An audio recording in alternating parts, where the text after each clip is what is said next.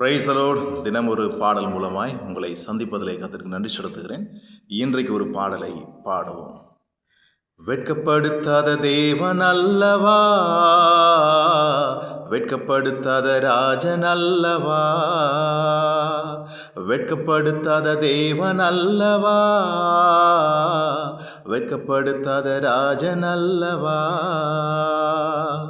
வேதம் சொல்லுது, என்னை விசுவாசிப்பவன் வெட்கப்பட மாட்டான் என்று சொல்லுது. வேதம் சொல்லுது, என்னை விசுவாசிப்பவன் வெட்கப்பட மாட்டான் என்று சொல்லுது.